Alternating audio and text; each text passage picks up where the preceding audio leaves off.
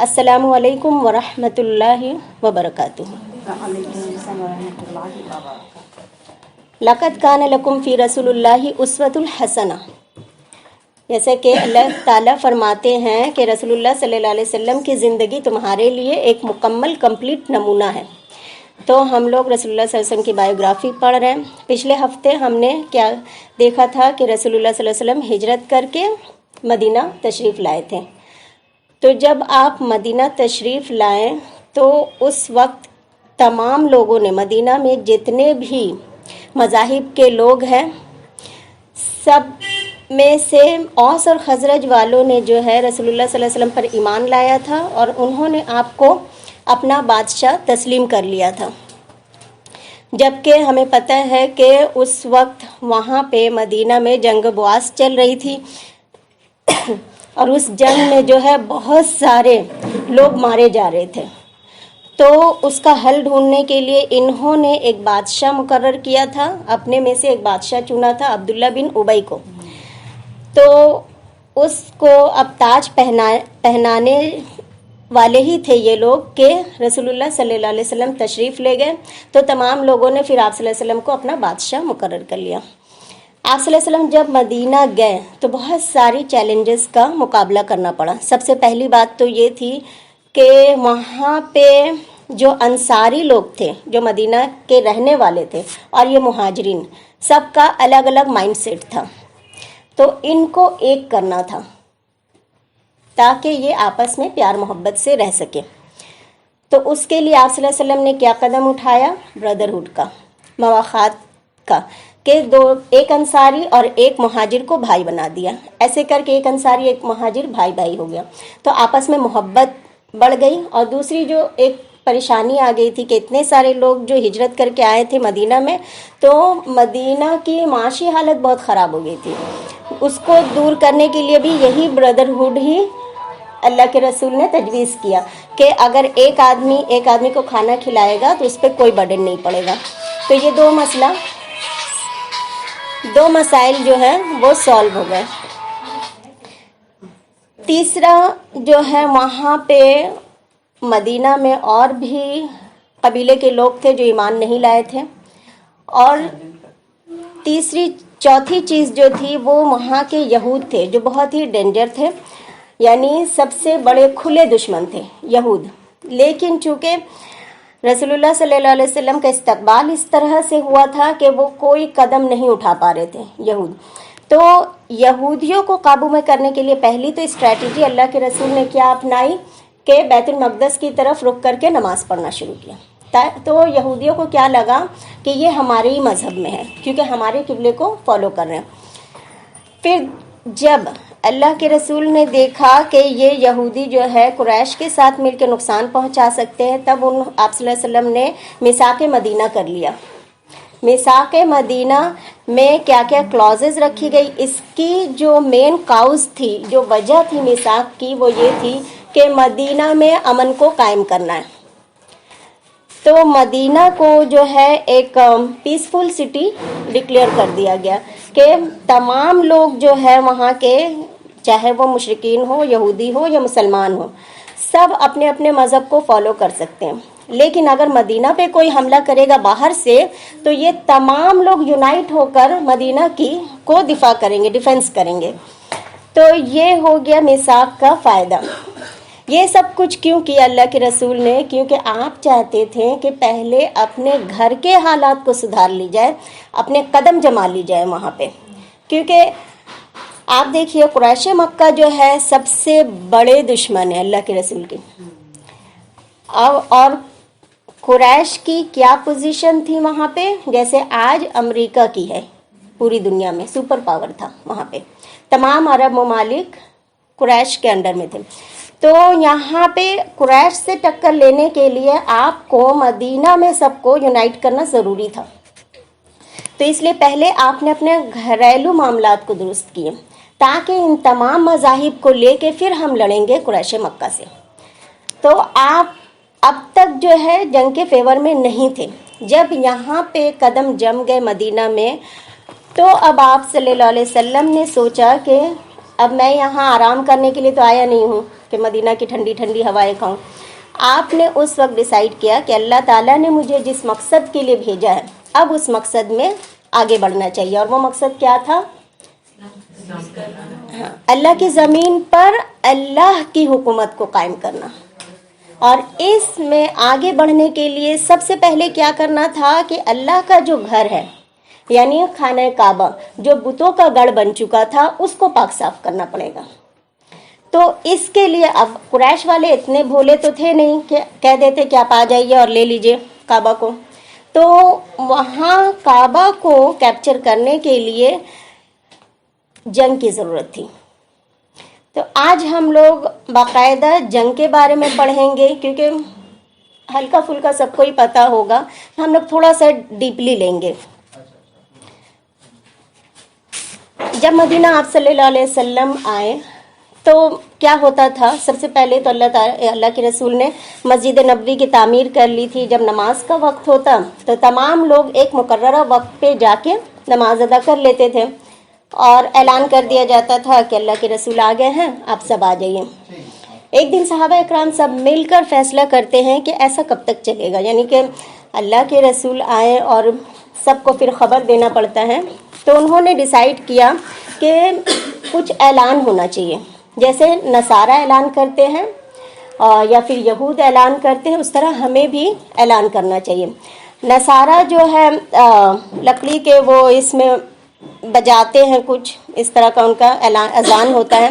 یہودیوں کا ناقوس بجاتے ہیں. تو یہ جب مشورہ کیا گیا اللہ کے رسول سے تو رسول اللہ صلی اللہ علیہ وسلم نے ان سب سے منع کر دیا کہ نہیں، غیر قوم کی مشابہت نہیں اختیار کرنی ہے. تو اس چیز کو لے کے رسول اللہ بھی تھوڑی سی فکر مند تھے کہ کیا کرنا چاہیے.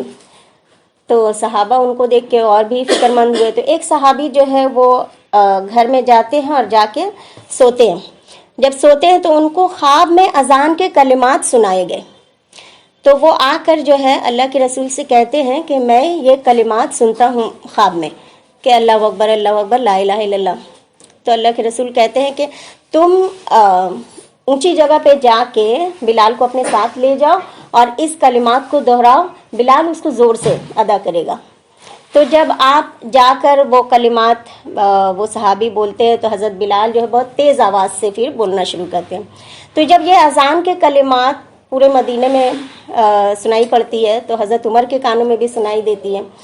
تو حضرت عمر پھر دوڑے دوڑے جاتے ہیں اللہ کے رسول کے پاس اور کہتے ہیں کہ یا رسول اللہ میں نے بھی ایسے ہی خواب دیکھا. تو اللہ کے رسول کہتے ہیں کہ یہ سچا خواب ہے. تو اور حضرت بلال جو تھے سب سے پہلی بار آپ نے اذان دیا اور وہ حبشی تھے، ہم سب کو پتہ ہے. اور ویسے بھی آپ دیکھیے گا کہ حبشیوں کی آواز جو ہے وہ بہت تیز اور بہت خوبصورت ہوتی ہے. وہ شین کی آواز بھی نہیں نکال سکتے تھے، اشہد لا الہ الا اللہ کہتے، لیکن ان کی آواز بہت خوبصورت تھی. تو حضرت بلال اذان دیتے. ان کے بارے میں آتا ہے کہ اللہ کے رسول صلی اللہ علیہ وسلم جب وفات پا جاتے ہیں تو پھر حضرت بلال سے اور وہاں رہا نہیں جاتا ہے. وہ کیا کرتے، دمشق چلے جاتے ہیں مدینہ چھوڑ کر. اور کافی دن گزر جاتے ہیں. تو ایک مرتبہ حضرت بلال خواب میں دیکھتے ہیں کہ اللہ کے رسول کہہ رہے ہیں کہ بلال تم ہمارے پاس نہیں آتے. تو جیسے ہی سو کر اٹھتے ہیں وہ مدینہ جانے کے لیے تیاری کرنا شروع کر دیتے ہیں. اور جب مدینہ پہنچتے ہیں تو حضرت حسن اور حضرت حسین جو رسول اللہ صلی اللہ علیہ وسلم کے ناتی تھے ان سے ریکویسٹ کرتے ہیں کہ آپ اذان دے دیجئے ایک بار. تو جب اب ان کی بات تو ٹال نہیں سکتے تو وہ اذان دینا شروع کرتے ہیں. پورے مدینہ والے جو ہے نکل کے آ جاتے. ان کو ایسا لگتا ہے کہ رسول اللہ واپس آ گئے صلی اللہ علیہ وسلم. یعنی حضرت بلال کی آواز سن کر ایسے وہ سارے مدینہ والے زاروں قطار رونا شروع کر دیتے ہیں. اور روایت میں آتا ہے کہ حضرت بلال سے پھر وہ اذان کنٹینیو نہیں کر پاتے، اتنا روتے ہیں کہ اللہ کے رسول کی یاد آ گئی. لیکن پھر وہ وہاں رہ نہیں پاتے کیونکہ ہر ایک چیز کو دیکھ کر ان کو اللہ کے رسول کی یاد آتی تھی. پھر وہ دمشق چلے جاتے اور وہیں پہ ان کی وفات ہوتی ہے. تو یہاں پہ جو ہے ہم دیکھیں گے کہ سب سے اہم مسئلہ جو ہے رسول اللہ صلی اللہ علیہ وسلم جب وہاں پہ پہنچے مدینہ میں اب ہر وقت جو ہے مسلمانوں کے دل میں ایک ڈر لگا ہوا ہے کہ کب حملہ ہو جائے گا، اور قریش جو ہے دھمکی پہ دھمکی دے رہے وہ، یہاں تک کہ حدیث میں آتا ہے کہ اللہ کے رسول صلی اللہ علیہ وسلم ایک مرتبہ رات میں، حضرت عائشہ روایت کرتی ہیں کہ آپ کو رات میں نیند نہیں آ رہی ہے، تو آپ کہہ رہے ہیں کہ کتنا اچھا ہوتا کہ اگر میرا کوئی صحابی آج رات میری پہرہ داری کرتا، تو اتنے میں ہتھیار کی جھنکار کی آواز سنائی دیتی ہے، تو پوچھتے ہیں کون، تو کہتے ہیں سعد بن ابی وقاص، تو کس لیے آئے؟ تو کہتے ہیں کہ مجھے مطلب محسوس ہو رہا تھا کہ کچھ ہونے والا، مطلب کچھ گھبراہٹ فیل ہو رہی تھی، اس لیے میں نے سوچا میں آپ کی پہرہ داری کروں۔ تو اللہ کے رسول ان کو بہت دعا دیتے ہیں کہ میں بھی ایسے ہی چاہ رہا تھا کہ آج میری کوئی پہرہ دے تو میں صحیح سے نیند لوں، کیونکہ نہیں سونا بھی بہت بڑی عذاب ہے۔ تب رسول اللہ جو اس رات آرام سے سوتے ہیں، اور تمام صحابہ کا بھی یہی حال رہتا ہے، بہت بے چین کہ کب کیا ہو جائے۔ تو اس کے بعد اللہ تعالیٰ پھر یہ آیت نازل کر دیتے ہیں کہ اللہم یعصمک ومن الناس، کہ اب آپ کو فکر کرنے کی ضرورت نہیں ہے، اللہ تعالیٰ آپ کی حفاظت کی ذمہ داری لیتے ہیں۔ تو پھر رسول اللہ صلی اللہ علیہ وسلم کہتے ہیں تمام صحابہ کو کہ اب آپ لوگ جائیے، اور اللہ نے میری حفاظت کی ذمہ داری لے لی ہے۔ تو یہ ڈر کے ماحول میں تمام مسلمان تھے۔ تو جب اپنا اندر مضبوط ہو گیا، اب اللہ کے رسول نے کیا کیا کہ 8 مہمیں بھیجی، چونکہ مدینہ میں جو تھا وہ ٹریڈ روٹ تھا، یعنی مکہ سے مدینہ ہو کر کے شام کی طرف لوگ جاتے تھے، تو یہ تھا ٹریڈ روٹ۔ تو یہاں پہ جو ہے اللہ کے رسول نے ایک مہم بھیجی جس کو سریہ کہتے ہیں۔ تو یہ سریہ میں 30 لوگوں کی فوج بھیجی، اور اس کا جھنڈا جو ہے حضرت حمزہ کے ہاتھ میں دیا۔ حضرت حمزہ یہ 30 لوگوں کی جماعت لے کر پہنچتے ہیں شام کی طرف، لیکن اتفاق سے وہ قافلہ جو ہے جس پر جہاں پہ پہنچتے ہیں وہاں سے وہ قافلہ گزر جاتا ہے، تو یہ واپس آ جاتے ہیں۔ پھر دوسری مہم جو اللہ کے رسول نے بھیجی وہ 60 لوگوں کا دستہ تھا، اور عبیدہ بن حارث کے ہاتھوں، عبیدہ بن حارث کو اس کا کمانڈر بنایا اللہ کے رسول نے۔ تو یہ 60 لوگوں کا جو دستہ تھا وہ بھی جب لے کر پہنچتے ہیں تو پتہ چلتا ہے کہ یہ قافلہ گزر گیا۔ سریہ کس کو کہتے ہیں؟ سریہ کہتے ہیں ایسی مہم یا ایسے جنگ کرنے کے لیے جانا یا ایسے چھاپا مارنا جہاں اللہ کے رسول نہ گئے ہوں بلکہ صحابہ کو بھیجا ہو آپ نے، اس کو سریہ کہتے ہیں۔ اور جہاں اللہ کے رسول بھی فوج لے کر گئے اس کو غزوہ کہتے ہیں، یعنی آپ جس میں شامل ہوتے ہیں اس کو غزوہ کہتے ہیں۔ تو یہ 4 سریہ بھیجا اللہ کے رسول نے اور 4 غزوات ہوئے۔ تو یہ 60 لوگوں کا جو دستہ اللہ کے رسول نے بھیجا اور اس کا کمانڈر بنایا آپ نے حارث بن عبیدہ رضی اللہ عنہ کو، اور آپ نے کہا کہ آپ رادق کے مقام تک جائیے، وہاں پر ایک قافلہ جا رہا تھا قریش کا، اور اس کا لیڈر تھا کون؟ ابو سفیان۔ تو اس میں کیا ہوا کہ مٹبھیڑ تو ہوئی لیکن کوئی جانی نقصان نہیں پہنچا دونوں طرف میں کسی کو بھی۔ دراصل یہ مہم بھیجنے کے پیچھے مقصد کیا تھا؟ قریش مکہ کو یہ دکھانا تھا کہ دیکھو اب ہم بھی کمزور نہیں ہیں، یعنی قریش نے کیا سمجھا تھا مسلمانوں کو؟ پنچنگ بیگ، بس جہاں موقع ملا ان کو پیٹ دو۔ تو مکہ میں تو مار کھا لیا تھا مسلمانوں نے، لیکن مدینہ میں آ کر اب وہ مسلمان نہیں رہے تھے۔ یہ دکھانا تھا کہ اب ہم تمہاری دکھتی رگ پر پیر رکھ دیں گے، اور تمہاری دکھتی رگ کیا ہے؟ وہ ہے تمہاری معاشیت۔ اگر تم ہم سے ٹکر لینے کی کوشش کرو گے تو ہم تمہاری معاشیت کو ختم کر دیں گے۔ پھر تیسرا مہم آپ نے روانہ کیا رمضان میں۔ ہمیں پتہ ہے کہ یہ جو لائن سے 3 مہینے ہیں اس میں جنگ حرام ہوتی ہے، اور ایک جو ہے رجب میں، ان 4 مہینوں میں جنگ حرام ہوتی ہے۔ تو تیسرا مہم آپ نے رمضان میں بھیجا تھا۔ اس میں کیا فرمایا تھا اللہ کے رسول نے؟ اس کا کمانڈر بنایا تھا سعد بن ابی وقاص کو، اور کہا تھا کہ آپ خرار کے مقام تک جائیے اور اس کے آگے مت جائیے، اور وہاں اپنی پریزنس آپ شو کر دیجئے کہ میں حاضر ہوں، یعنی دستہ لے کر ہم حاضر ہیں، اپنی موجودگی کا آپ احساس کرائیے۔ 5 دن کے بعد وہ لوگ خرار پہنچے تو پتہ چلا کہ جو قافلہ کا پیچھا انہوں نے کیا تھا وہ قافلہ نکل گیا۔ پھر یہ لوگ واپس آ گئے۔ پھر حرمت والا مہینہ جو ہے محرم کے بعد صفر آ گیا، 2 ہجری ہو گیا۔ اب تو آپ صلی اللہ علیہ وسلم خود گئے ابوا کے مقام پر، اس کو کہتے ہیں غزوہ، کیونکہ اللہ کے رسول خود نکلے۔ یہ چوتھا تھا، ٹھیک ہے، یعنی یہ اس طرح سے 8 مہم چلی۔ اس کے بعد 9 میں جنگ بدر ہوا۔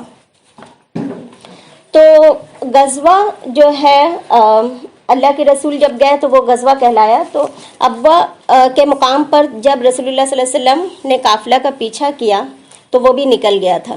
تو وہاں پہ جو قبیلے تھے، رسول اللہ نے سوچا جب آئے ہیں تو فائدہ ہو جانا چاہیے، تو آس پاس جتنے قبیلے تھے سب سے آپ نے کیا کیا، حلیفانہ کانٹریکٹ کر لیا، کہ کیونکہ آپ جان رہے تھے کہ اگر قریش ان قبائل کو ملا لیں گے تو ان کی طاقت تو اور بڑھ جائے گی، لہٰذا آپ نے خود ہی پہل کر دی۔ آپ نے کہا کہ آپ ہم سے دوستی کر لیں قریش کے خلاف۔ تو اب قریش کے خلاف تو کسی کی ہمت نہیں تھی، سپر پاور تھا، تو وہ کہتے کہ نہیں، ہم اتنی ہمت تو نہیں کر سکتے کہ ہم قریش کے خلاف جنگ کریں۔ تب اللہ کے رسول پھر دوسرا ڈیمانڈ کرتے کہ ایک کام کیجئے، جب آپ قریش کے خلاف جنگ نہیں کر سکتے ہیں تو آپ نیوٹرل ہو جائیے، یعنی نہ ان کی سائیڈ میں رہیے نہ میرے سائیڈ میں رہیے، آپ نیوٹرل ہو جائیے۔ تو اس سے ایک فائدہ ہوگا کہ اس کی جو طاقت بڑھ رہی تھی وہ طاقت تو نہیں بڑھے گی کم سے کم، تو یہ فائدہ ہوگا۔ تو آپ جب بھی کسی غزوہ میں جاتے تو یہ پیکٹ کر لیتے، اگل بغل کے جتنے قبائل ہوتے تھے اس سے حلیفانہ دوستی کر کے چلے آتے تھے۔ تو یہ آپ کی پالیسی تھی، یعنی ان کو نیوٹرل کر دیتے۔ پھر 5ویں بار آپ صلی اللہ علیہ وسلم پھر خود گئے، اس کو بھی غزوہ بوات کہتے ہیں۔ وہاں بھی قافلہ ہاتھ نہیں لگا اور آپ 15 دن کے بعد واپس آ گئے۔ 6 نمبر پر قریش کا ایک آدمی جو تھا قرظ بن جابر فہری، وہ بہت غصے میں آ گیا اور اس نے کیا کیا کہ مکہ سے نکل کر مدینہ کی چراگاہ تک آیا اور آ کر وہاں پہ لوٹ مار مچا دیا، بہت نقصان مسلمانوں کا کیا اور کر کے واپس بھاگ گیا۔ اور جب وہ جا رہا تھا تو اللہ کے رسول کو خبر ملی، آپ نے اس کا پیچھا کیا لیکن وہ تب تک جا چکا تھا۔ تو وہاں پہ بھی وادی صفوان کے جگہ پہ، صفوان ایک جگہ کا نام ہے، وہاں پہ اللہ کے رسول نے پھر ایسے ہی معاہدہ کر لیا قبائل سے۔ 7واں معاہدہ ذی العشیرہ کہلاتا ہے۔ اب مکے والے جو ہے بالکل تنگ آ چکے تھے۔ یہ بار بار مہم بھیجنے کے پیچھے ایک خاص مقصد بھی تھا اللہ کے رسول کا، اور وہ مقصد یہ تھا کہ آپ چاہتے تھے کہ قریش نکل کے آئے اور آ کر جنگ کریں۔ وہ خانہ کعبہ آزاد کرانا چاہ رہے تھے، لبریشن آف مکہ جو ہے آپ کا ٹارگیٹ تھا، لیکن اس کے لیے آپ یہ نہیں چاہ رہے تھے کہ ہم جا کے جنگ کریں، کیونکہ اللہ کے رسول نہیں چاہتے تھے کہ حرمت والی جگہ کو ہم پامال کریں، لہٰذا وہ چاہ رہے تھے کہ وہ لوگ مکہ سے نکل کے مدینہ آئیں۔ اور ویسے بھی آپ دیکھیے گا، اگر جو لوگ کہیں جا کر جنگ کرتے ہیں یا دو محلے میں جھگڑا ہوا، تو اگر کسی محلے کے لڑکے جو ہے کسی محلے میں جاتے ہیں تو جائیں گے کون سے لڑکے؟ جو بہت ہاکس ٹائپ کے ہوں گے، بہت جوشیلے ہوں گے، بہت جذباتی ہوں گے، وہی نکلیں گے۔ جو نرم طبیعت کے ہوں گے، ڈاگس ٹائپ کے، جو صلح پسند ہوں گے، وہ کبھی نہیں نکلیں گے۔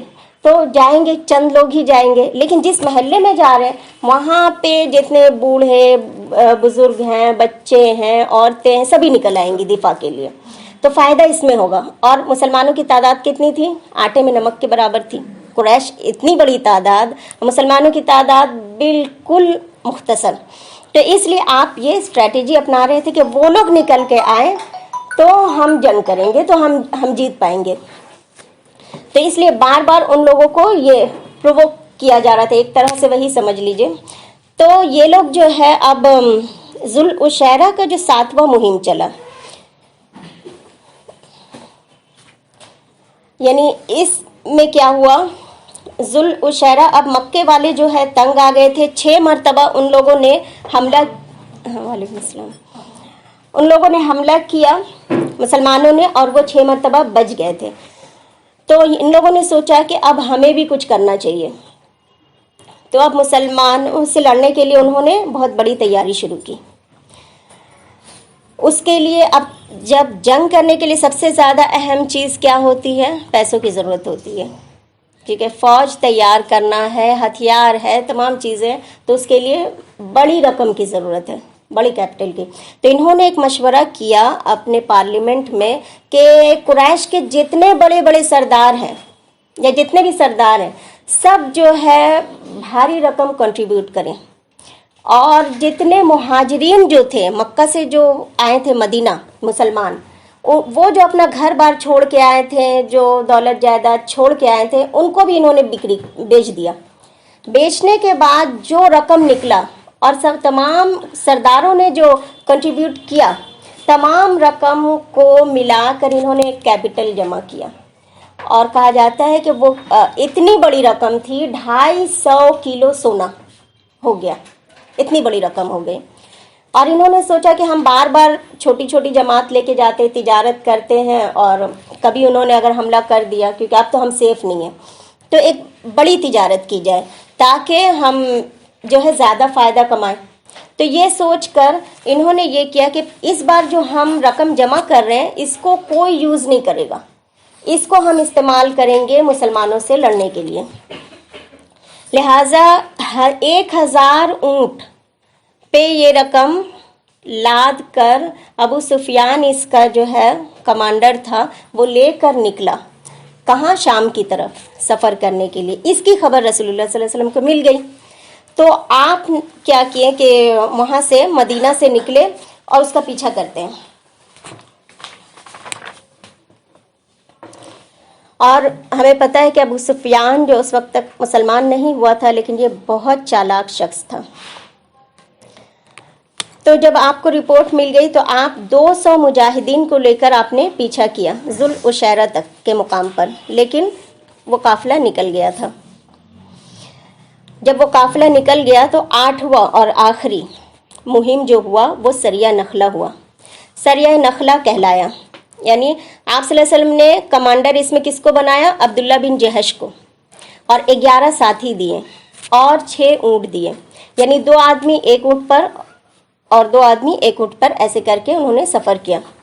یعنی اب تک جتنی بھی مہم چلی وہ مدینہ کی طرف، لیکن آپ نے طائف کی طرف بھیجا اس مہم کو، کیونکہ آپ کو دکھانا تھا کہ صرف شام سے آپ کو خطرہ نہیں ہے، شام کی طرف سے آنے والے کو ہم طائف کا بھی پیچھا کر رہے ہیں. تو طائف کی طرف لے کے گئے، اور طائف جو ہے وہ مکے کے داہنے سائیڈ میں ہے، جو مکے سے 60 کلومیٹر کی دوری پر ہے. تو اس میں ایک انٹرسٹنگ بات یہ ہوئی کہ حضرت عبداللہ بن جہش کو رسول اللہ صلی اللہ علیہ وسلم نے ایک لیٹر دیا تھا اور کہا کہ آپ یہاں سے نکلنا شروع کریں اور مسلسل چلتے رہیں، اور 48 گھنٹہ تک آپ چلیں، یعنی 2 دن لگاتار آپ لوگ چلیں. 48 گھنٹہ جس مقام پہ ہو جائے وہاں پہ آپ ٹھہر جائیے اور پھر میرا خط پڑھیے، اس میں جو آرڈر ہوگا اس پر عمل کیجیے. تو جب عبداللہ بن جہش 48 گھنٹہ تک چلنے کے بعد رکتے ہیں اور جب خط کھولتے ہیں تو وہ دنگ رہ جاتے ہیں دیکھ کر. اس میں لکھا تھا کہ ابھی آپ چلنا بند مت کیجیے، چلتے رہیے اور نخلا تک پہنچ جائیے، اور نخلا میں آپ رہ کر وہاں پہ واچ کیجیے قریش مکہ کو، دیکھیے کہ وہ اس کی کیا نقل و حرکت ہے. تو یہ دیکھ کر عبداللہ بن جہش کہتے ہیں کہ اب تو ہم شہید ہو جائیں گے، کیونکہ نخلا جو ہے مکہ اور طائف کے بالکل بیچوں بیچ ہے. اب وہاں تک ہم جائیں گے تو ہمیں کون چھوڑے گا؟ ہم تو کیا کرتے ہیں، تمام صحابہ جو 12 صحابہ رہتے ہیں اس میں 2 گم ہو جاتے ہیں، 10 رہتے ہیں. ان سے کہتے ہیں کہ آپ لوگوں کو اگر شہادت منظور ہے تو میرے ساتھ چلیے، اور اگر زندگی پیاری ہے تو آپ لوٹ جائیے، کوئی پرابلم نہیں ہے. تو تمام صحابہ کہتے ہیں کہ نہیں، ہمیں ساتھ چلنا ہے، اللہ کے رسول کی بات ماننا ہے. یہاں پہ دیکھیں ایک فرق جو ہے آپ کو بنی اسرائیل سے مسلمانوں کے صحابہ میں فرق نظر آئے گا. بنی اسرائیل جو ہے ہر بات پہ نفی کرتے اپنے پیغمبر کی، وہ جو کہتے ہیں وہ انکار کرتے. لیکن رسول اللہ صلی اللہ علیہ وسلم کے جو صحابی ہیں وہ اگر ایکسپیکٹیشن ایک کا رکھتے ہیں تو یہ 10 گنا بڑھ کے دکھاتے ہیں. یہ فرق ہے ان کے صحابیوں میں اور ہمارے رسول کے صحابیوں میں. تو تمام صحابہ جو ہے جانے کے لیے تیار ہو جاتے ہیں اور نخلا کے مقام تک وہاں پہنچتے ہیں اور واچ رکھ رہے ہیں، قافلہ آ رہا ہے جا رہا ہے۔ ایک دن یہ ہوا کہ قریش کا ایک چھوٹا سا قافلہ جو ہے وہاں سے گزرنے لگا۔ اب اس میں صرف 4 لوگ محافظ تھے اور قافلہ میں تجارت کا مال بہت زیادہ تھا، تو انہوں نے دیکھا کہ صرف 4 ہی لوگ ہیں اور اگر ان پہ ہم قبضہ کر لیں گے تو اللہ کے رسول بہت خوش ہوں گے، اور ہم اپنی تھوڑی بہادری بھی دکھائیں گے کہ دیکھیے ہم نے گھر میں گھس کے حملہ کیا اور ہم جیت گئے۔ تو 4 لوگوں میں سب سے پہلا جو تھا عمرو بن حضرمی تھا، دوسرا حکیم بن کسان تھا، تیسرا نوفل تھا، چوتھا عثمان تھا۔ تو انہوں نے کیا کیا، حملہ کرنے کے بارے میں سوچا، لیکن اتفاق سے وہ جو ہے رجب کا آخری دن تھا، رجب کے آخری دن تھا، تو اس کا مطلب وہ حرمت والے دن تھے، حرمت والا مہینہ تھا، اور اس کے بعد کون سا مہینہ شروع ہو جائے گا؟ شعبان شروع ہو جائے گا، تو یہ آخری ڈیٹ ہے۔ اب یہ لوگ سوچ رہے ہیں کہ آج رجب کی آخری تاریخ ہے اور اگر ہم نے حملہ نہیں کیا تو پھر یہ تو سیفلی نکل جائے گا، تو اگر ہم مغرب تک ٹھہرتے یعنی دوسرے دن کا انتظار کرتے ہیں تو پھر یہ حدود حرم میں گھس جائے گا، تبھی تو اشہر حرم ہے، اس وقت کیا ہو جائے گا؟ حدود حرم ہو جائے گا، تو بھی ہم جنگ نہیں کر سکتے، حملہ نہیں کر سکتے۔ تو انہوں نے بہت سوچا، پھر سوچا کہ آخری تاریخ تو ہے، تو مغرب کے وقت انہوں نے پھر حملہ کر دیا۔ حملہ کرنا تھا تو انہوں نے تیر چلایا، عمرو بن حضرمی جو ہے اس کو تیر لگی، وہ گر گیا، مر گیا وہیں پہ۔ دوسرا والا نوفل جو تھا وہ بھاگ گیا وہاں سے، اور 2 جو بچے تھے حکیم بن کسان اور عثمان، دونوں کو یہ لوگ قید کر لیتے ہیں مسلمان، اور تمام تجارتی مال کو بھی ساتھ میں لے کے آتے اور خوب جشن مناتے ہوئے نعرہ تکبیر اللہ اکبر کرتے ہوئے آ رہے مسجد میں۔ اس وقت رسول اللہ صلی اللہ علیہ وسلم نماز پڑھ رہے ہیں، اور جیسے ہی آپ کو پھر یہ پتہ چلتا ہے کہ انہوں نے حملہ کر دیا تو آپ بہت ناراض ہوتے ہیں، بہت مطلب ان کو برا آپ کہتے کہ میں نے تم کو صرف یہ کہا تھا کہ تم نظر رکھو، حملہ کرنے کے لیے نہیں کہا تھا۔ اتنے میں یہ جو نوفل پہنچ جاتا ہے مکہ میں بچ کر، وہ جا کے واویلا مچا دیتا ہے کہ دیکھو یہ اپنے آپ کو مسلمان کہتے ہیں اور انہوں نے حرمت والے مہینے کو پامال کیا، حرمت والے دنوں میں حملہ کیا۔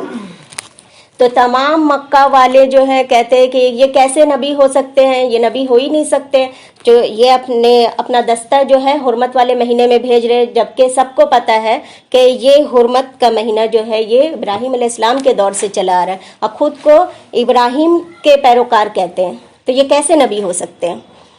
اتنا واویلا یہ لوگ مچاتے ہیں، ان کو تو ایک موقع چاہیے تھا، وہ موقع ہاتھ لگ گیا۔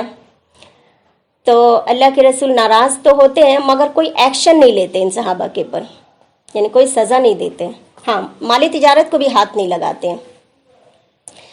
جب انہوں نے بہت سارا واویلا مچایا تو اللہ تعالیٰ نے اس وقت وحی نازل کی کہ یسألونک عن الشہر الحرام، یہ لوگ آپ سے شہر اشہر الحرام کے بارے میں پوچھتے ہیں کہ اس میں جنگ کرنا کیسا ہے، تو آپ کہہ دیجئے کہ اس میں جنگ کرنا بہت بری بات ہے، لیکن اس سے بھی زیادہ بری بات یہ ہے کہ آپ اللہ کے راستے سے کسی کو روکتے ہیں، آپ مسجد حرام سے کسی کو روکتے ہیں، آپ حرم میں رہنے والوں کو دربدر کرتے ہیں، یہ اس سے بھی بڑا جرم ہے۔ تو اپنے گناہ گنو، مسلمانوں سے ایک غلطی ہو گئی تو اس کے لیے اتنا بڑا پروپیگنڈا شروع ہو گیا، لیکن خود اتنی جو گناہ پہ گناہ کرتے جا رہے ہیں۔ تو اللہ تعالیٰ نے اس سے کیا سمجھ میں آتا ہے کہ ان 10 مسلمانوں کی سائیڈ لی، چونکہ ایک غلطی ہوئی تھی ان سے، تو یہی مدعا بنا جنگ بدر کا۔ ہوا یہ تھا، اب جو رسول اللہ صلی اللہ علیہ وسلم جو ذی العشیرہ میں گئے تھے، یہ جو ابو سفیان اتنا بڑا کیپٹل لے کے گیا تھا شام، جب وہ لوٹ رہا تھا تو اب مسلمانوں کے بھی تو جاسوس تھے، تو انہوں نے خبر دی کہ اللہ کے رسول اب وہ جو ہے قافلہ لوٹ رہا ہے، 1000 اونٹوں والا قافلہ، اتنی دولت۔ تو رسول اللہ نے کہا کہ جانے کے وقت تو ہم نہیں پکڑ پائے تھے، لیکن آتے وقت ہم پکڑیں گے، تو لہٰذا آپ جو ہیں کچھ صحابہ کو لے کے پیچھا کرتے ہیں، مطلب وہ بدر کے مقام تک جاتے ہیں، افرا کے مقام تک پہنچتے ہیں۔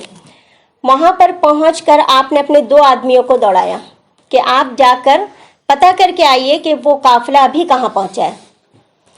تو وہ 2 آدمی جو ہے بہت تیزی سے گھوڑا لے کے جاتے ہیں اور پتہ کر کے آتے ہیں کہ ابھی وہ قافلہ فلاں مقام تک پہنچا ہے۔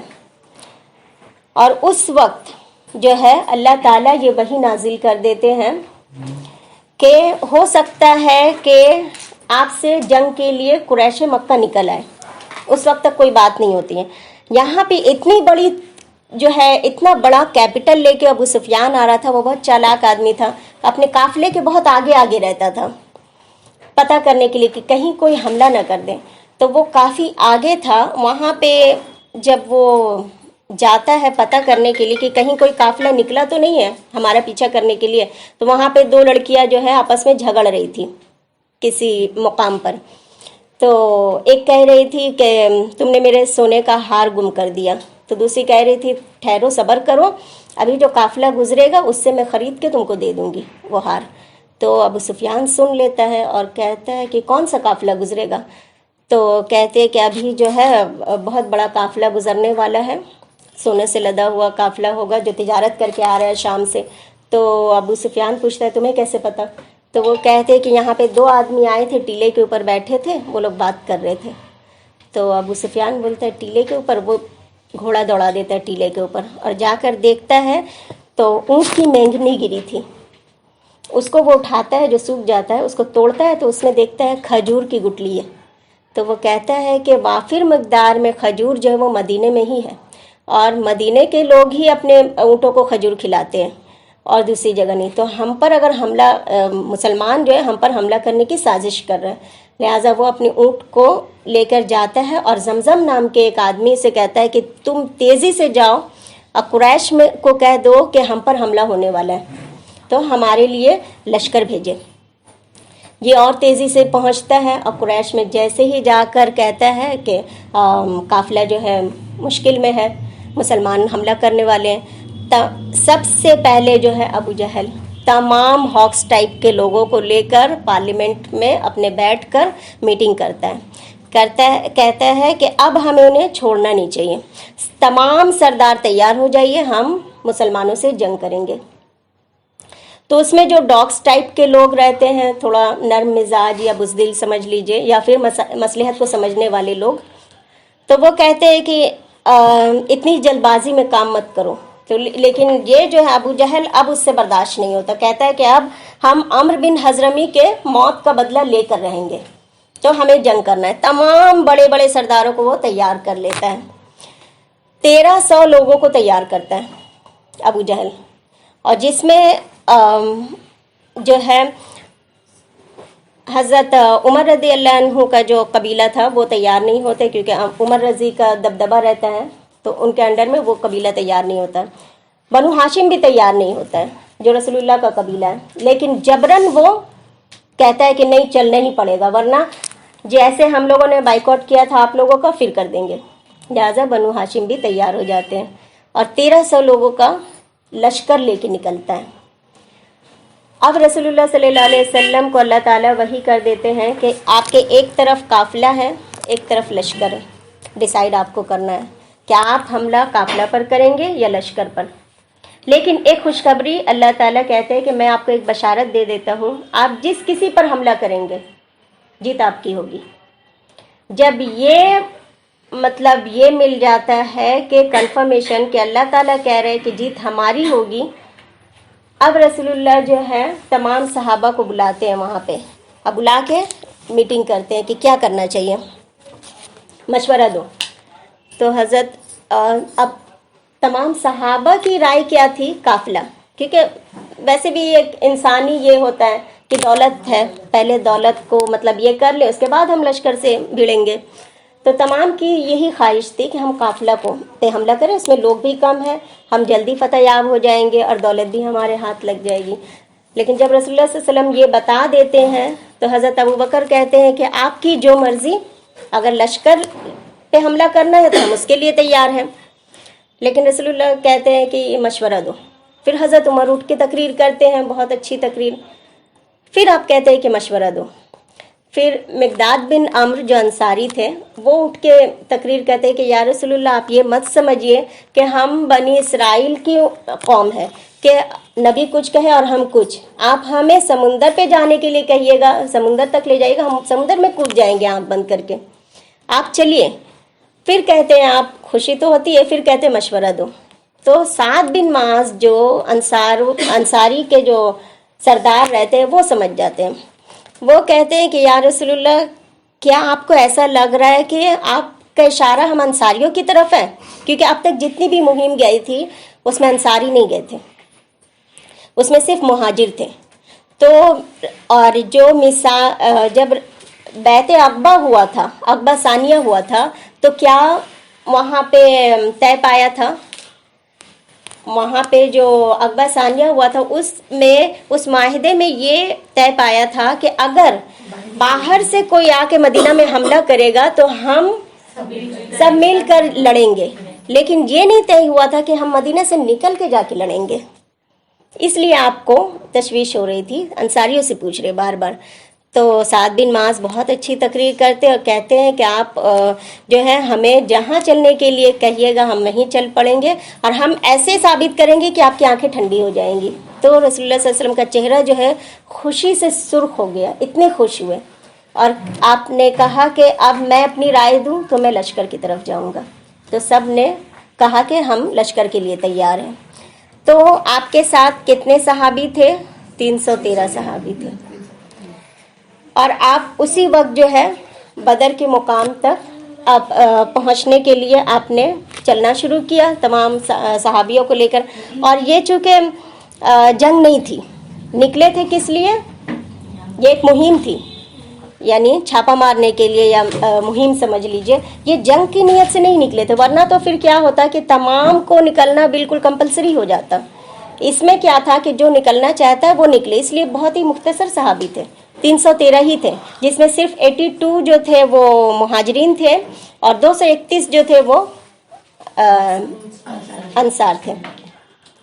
تو ٹوٹل جو ہے 313 صحابی تھے. اور آپ صلی اللہ علیہ وسلم پھر تمام فوج کو لے کر نکلتے ہیں اور بدر کے مقام تک کے پاس جو ہے ایک کنواں رہتا ہے, اس کنویں کے پاس رک جاتے ہیں.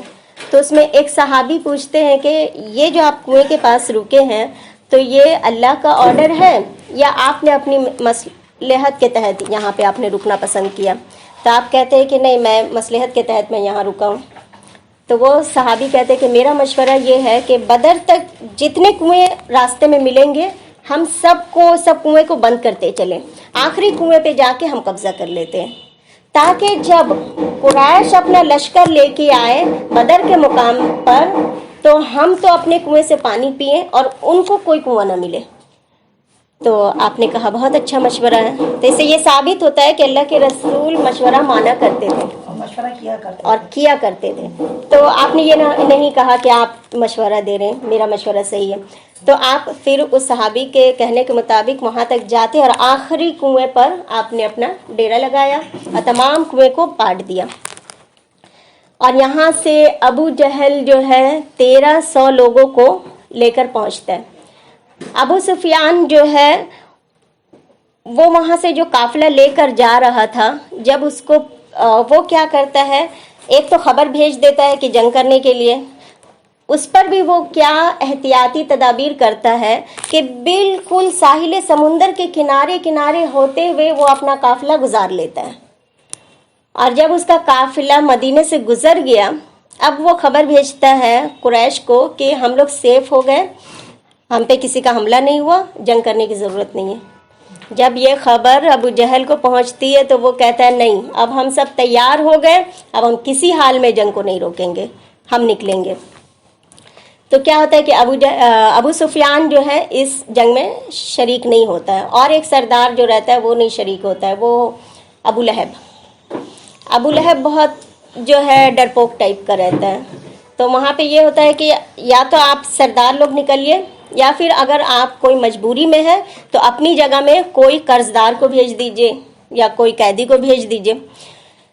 تو ابو لہب جو ہے اپنی جگہ میں ایک قرض دار کو بھیج دیتا ہے اور خود بیٹھ کر مکے میں رہتا ہے. اور جب مکے والوں کو اب پتہ چلا کہ قافلہ بخیر و عافیت آ گیا ہے، اب ان کا جو ڈاکس ٹائپ کے لوگ ہیں، شریف ٹائپ کے لوگ ہیں، اب وہ کہتے ہیں اب ہم جنگ نہیں کریں گے کیونکہ قافلہ تو پہنچ گیا، اب تم بے وقوفی سے ہماری جان مرواؤ گے۔ ابو جہل جو ہے کسی حال میں ماننے کے لیے تیار نہیں۔ وہ حکیم بن حسان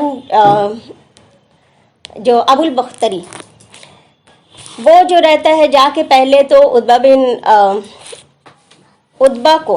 بن عتبہ کو جا کے کہتا ہے، وہ بھی سردار رہتا ہے، اس کو کہتا ہے کہ دیکھو یہ ابو جہل کی وجہ سے ہم سب مارے جائیں گے، تو تم بھی تو سردار ہو، جا کے اس سے بات کرو۔ تو وہ عتبہ جو ہے، عتبہ بن ربیہ جا کے ابو جہل سے بات کرتا ہے کہ اب جنگ کرنے سے کیا فائدہ، جبکہ ہم لوگ تو ہمارا مال تو آ ہی گیا۔ تو وہ کہتا ہے ابو جہل کہ اب مجھے سمجھ میں آ رہا ہے، تم جو ہو تمہارے سامنے تمہیں اپنا بیٹا نظر آ رہا ہے۔ عتبہ بن ربیہ کا بیٹا کون رہتا ہے؟ ابو حذیفہ، جو صحابی رہتے ہیں رسول اللہ صلی اللہ علیہ وسلم کے۔ تو کہتا ہے کہ سامنے بیٹا نظر آ رہا ہے، اس لیے جنگ کوئی ملتوی کرنے کی رائے دے رہے ہو۔ تو جب اس کو خبر ملتی ہے کہ ابو جہل نے عتبہ کے بارے میں یہ شور کر دیا کہ عتبہ بزدل ہے، بیٹا سامنے دیکھ کر ایسا کرنا، تو عربوں میں سب سے بڑی گالی یہی تھی، کسی کو بزدل کہہ دینا۔ تو وہ کہتا ہے کہ ٹھیک ہے، اب کل میدان میں تم دیکھ لینا میں کتنا بڑا بزدل ہوں۔ لہٰذا یہ تیار ہو جاتا ہے، تمام لوگ جو ہے تیار ہو جاتے ہیں۔ اور ان کی کتنی تعداد ہے؟ رسول اللہ صلی اللہ علیہ وسلم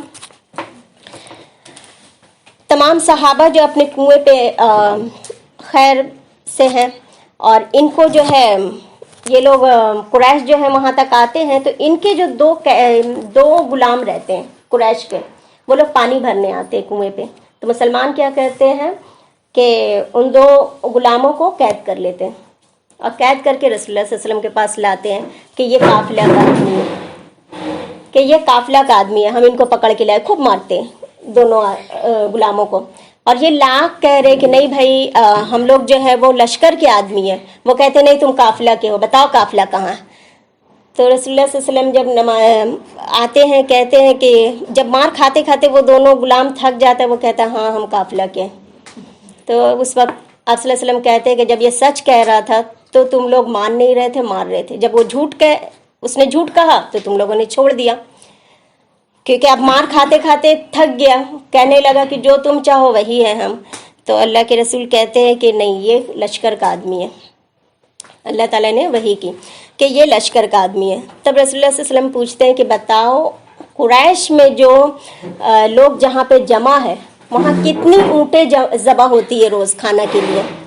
تو وہ کہتا ہے کہ کبھی 9 اور 10 اونٹ، کیونکہ لوگ تو تھے 1000 کے قریب، تو 9 اونٹ جب ذبح ہو رہی تو رسول اللہ نے اندازہ لگایا کہ تب 900 لوگ ہوں گے، اور 10 اونٹ یعنی 1000 لوگ ہوں گے، تو آپ سمجھ گئے کہ 900 یا 1000 لوگوں کے برابر ہے وہاں پہ، اور یہاں پہ کتنے ہیں؟ 313۔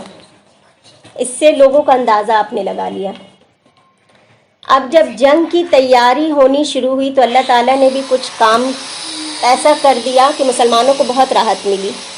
مسلمان جو ہے ویسے بھی اتنے دنوں سے نکلے ہوئے تھے، ہلکی سی بارش کی فوار کر دی رات میں اللہ نے، تو اس سے کیا ہوا، مسلمان بالکل نہا دھو کے ایک دم فریش ہو گئے، اور ان کی طرف جو ہے موسلا دھار بارش شروع ہو گئی، جس سے وہاں کیچڑ ہو گیا، اب وہ لوگ پریشان۔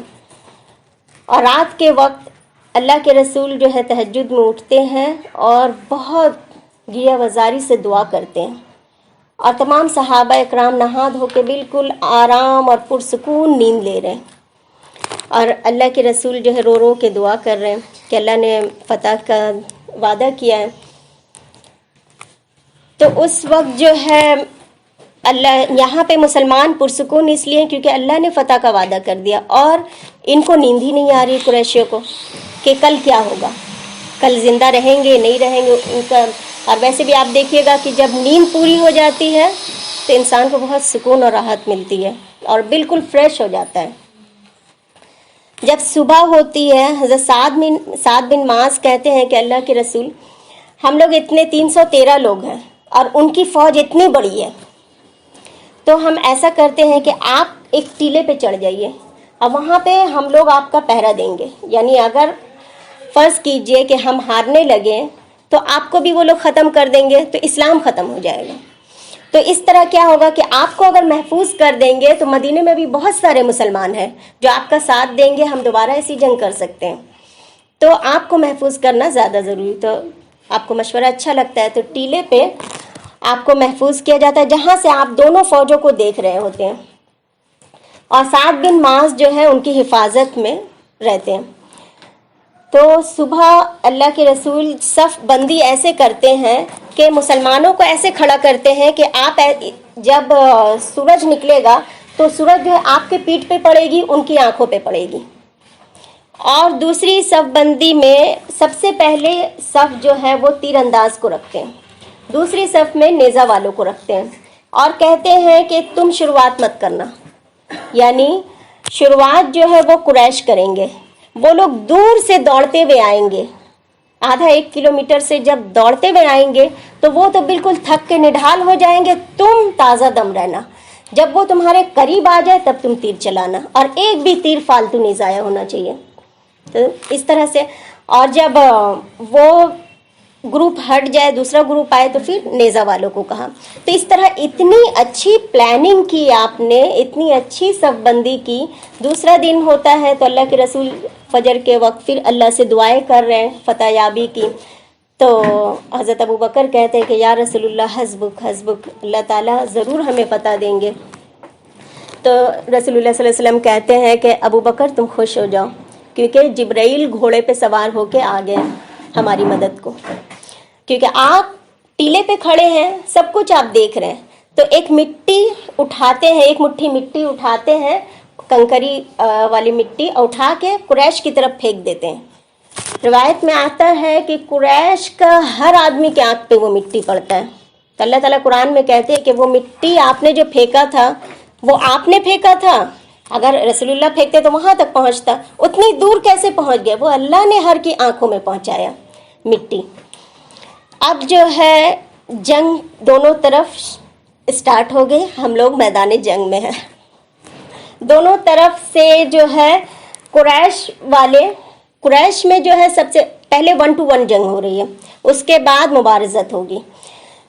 1 to 1 میں سب سے پہلے تو ایک آدمی آیا، اس نے کہا کہ مجھے اس کنویں سے پانی پینا ہے، تو ایک صحابی اٹھ کے اس کا کام تمام کر دیتے ہیں، مگر اس کو تیر لگ جاتی ہے، پھر بھی وہ پیٹ کے بل گھسیٹتے گھسیٹتے کنویں تک پہنچتا ہے، پھر ایک صحابی اس کو مار دیتے ہیں۔ پہلی موت ایسے ہوتی ہے۔ اس کے بعد قریش کی طرف سے سب سے پہلے عتبہ، اس کا بھائی شیبہ اور اس کا بیٹا ولید، یہ 3 بھیجتے ہیں وہ لوگ جو سردار رہتے ہیں، اور یہ تینوں ایک ہی خاندان کے، جس کو جو بولتا ہے کہ میں میدان میں دکھاؤں گا، ان کا بیٹا ابو حذیفہ رہتے ہیں۔ یہ لوگ جب میدان میں آتے ہیں تو رسول اللہ صلی اللہ علیہ وسلم 3 انصاریوں کو بھیجتے ہیں، تو یہ کہتے ہیں کہ تم لوگ کون ہو؟ تو وہ کہتے ہیں کہ ہم انصاری ہیں۔ تو وہ کہتے ہیں کہ ہم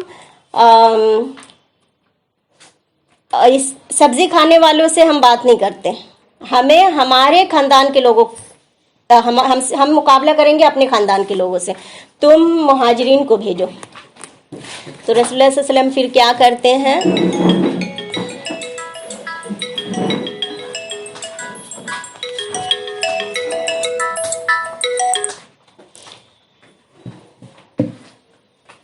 پھر آپ صلی اللہ علیہ وسلم کیا کرتے ہیں، ابو عبیدہ بن حارث کو بھیجتے ہیں، حضرت حمزہ کو بھیجتے ہیں، اور حضرت علی کو، 3 کے لیے بھیجتے ہیں۔